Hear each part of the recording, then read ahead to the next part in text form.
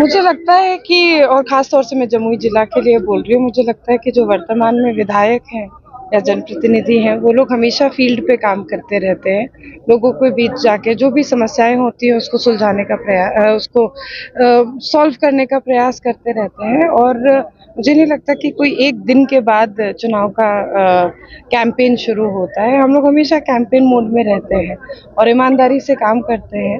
लेकिन निश्चित रूप से आज एक बहुत बड़ा संदेश दिया गया है, जो हम लोगों का टैग है या जो हम लोगों का मोटो है कि 2025 के इलेक्शंस में 225 सीट हम लोग जीतकर बहुमत के साथ चुनाव जीतेंगे और नीतीश कुमार जी को पुनः मुख्यमंत्री बनाएंगे।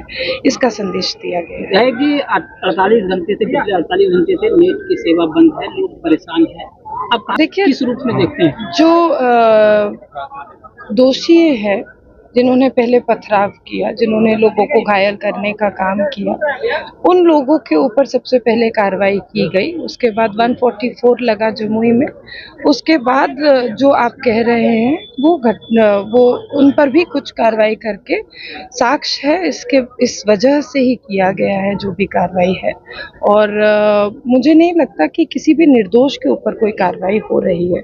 अननेसेसरीली लोग इसको कम्युनल मोड देने का प्रयास कर रहे हैं, और ये कम्युनल नहीं है किसी भी तरीके से। मुझे लगता है कि ये जो सोच है, ये जो लोग हैं, उनकी सोच ही खराब है, और इस वजह से वो लोग नोटोरियस माइंडसेट के साथ ये सब एक्टिविटीज करते हैं। जैसा दोष वाला बात बोले हैं दीदी, तो क्या खुशबू पांडे इसमें दोषी लग रही है? जी, मैंने जैसे कहा कि जो भी इस वक्त जो जिला प्रशासन कदम उठा रही है, वो कदम किसी साक्ष्य के बाद ही उठाया जा रहा है।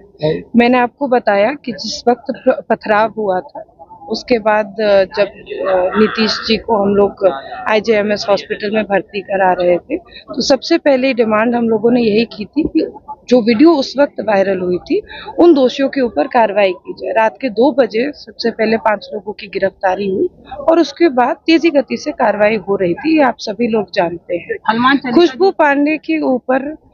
पांडे के ऊपर जो चार्ज है वो स्लाइटली डिफरेंट है। जैसे मैंने कहा कि साक्ष्य है उस चीज का, उसके तहत उनके ऊपर कार्रवाई हो रही है।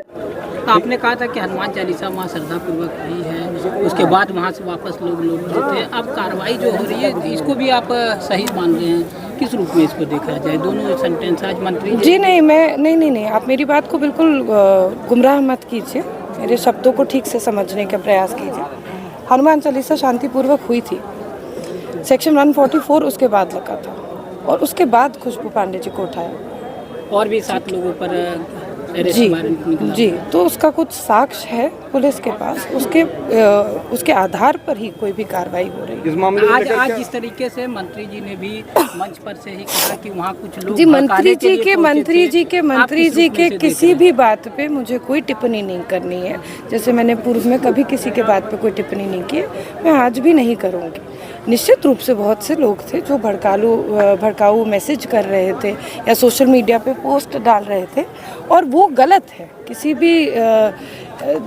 किसी भी जो आज सिर्फ मंत्री जी ने, मुझे लगता है कि प्रदेश अध्यक्ष जी ने भी यही बात बोली है